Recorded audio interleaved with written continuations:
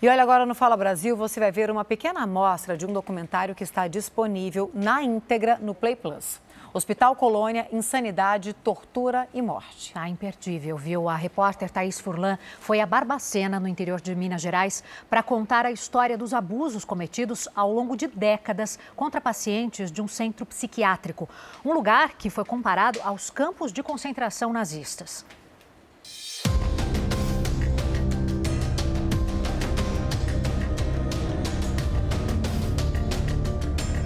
Isso aqui era um lugar que você entrava, que você via de mulher nua, de mulheres que não tinham mais condições, se elas chegaram aqui com alguma lucidez, mas era produzida uma loucura em cima delas, porque eram exatamente 400 mulheres aqui num lugar só.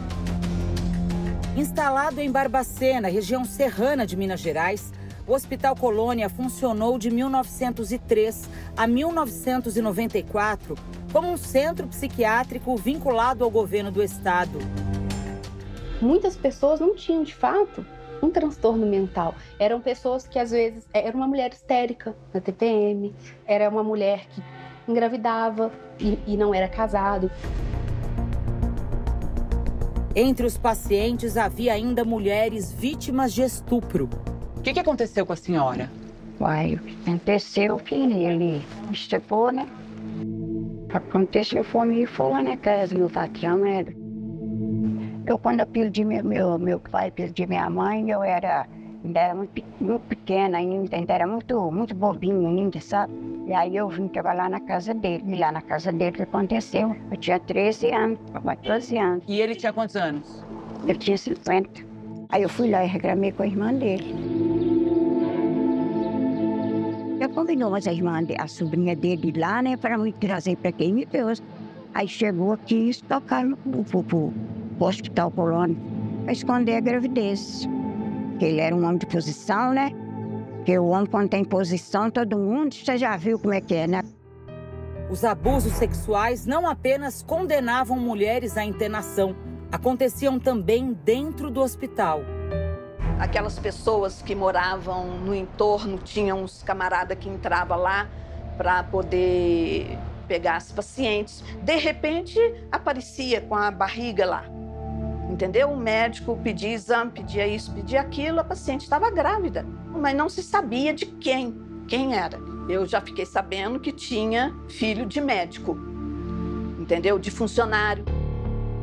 E no fim da gestação, não podiam ficar com o filho.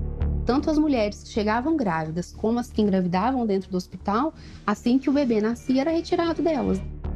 As crianças eram entregues a outras famílias, enquanto as mães eram convencidas de que não tinham capacidade de criar seus filhos e ainda eram submetidas a sessões de violência física. Chegava aplicando choque em todo mundo, fazia aquela sala de choque. Eu tomava aqui, né, filha?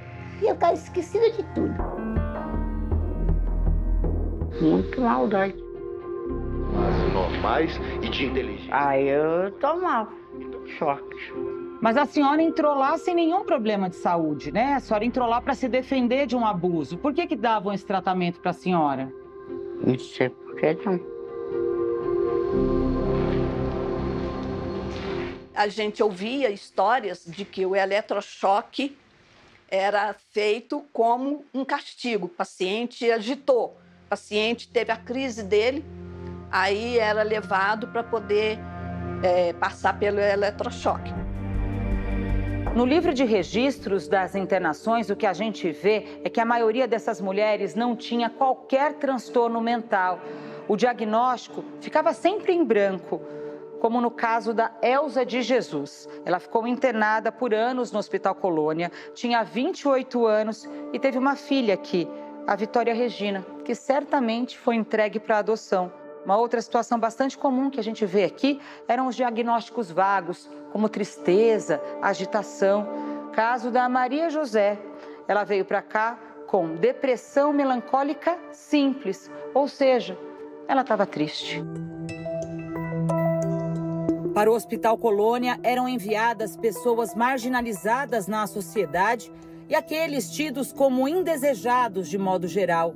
Desde crianças com algum tipo de deficiência adultos homossexuais e opositores políticos do regime, além de muitos homens e mulheres em situação de rua.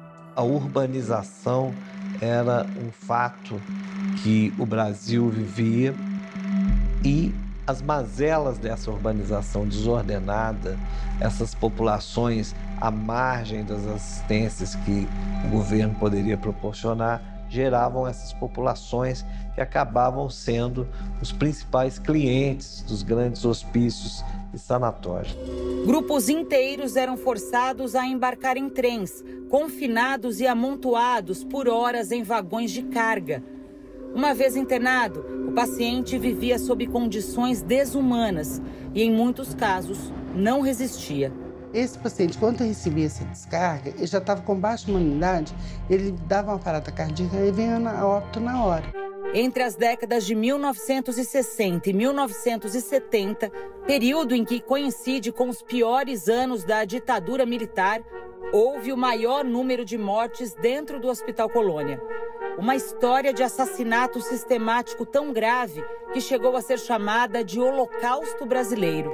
Uma violência de Estado que produziu um genocídio. Mais de 60 mil pessoas foram mortas. Acredito que esse seja mais um das grandes violências impetradas pelo Estado brasileiro que ainda não é reconhecida como tal. Parte dessa história é contada no filme Em Nome da Razão, produzido em 1979 pelo cineasta Elvésio Raton. O documentário é uma exposição contundente dos horrores vividos no hospital, com depoimentos dos pacientes. Arroz cru e feijão sem sal, e mais atrás vem um macarrão, parece cola de colar balão.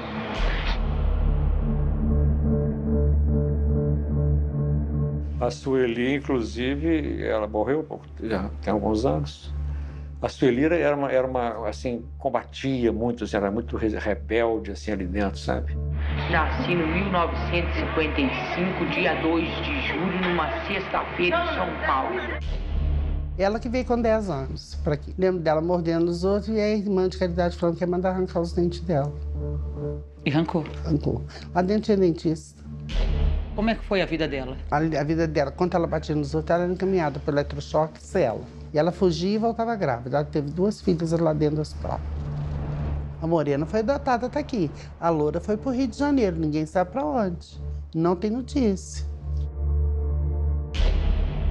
A cada ano de aniversário dessa filha, a Sueli tinha uma crise. E a Sueli dizia, hoje a minha filha morena faz 1 ano.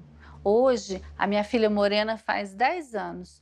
Hoje a minha filha morena faz 20 anos. E muito próxima de morrer, ela dizia, uma mãe nunca se esquece de uma filha.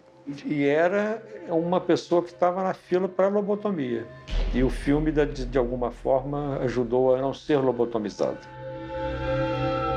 A lobotomia era uma lesão provocada no lobo frontal.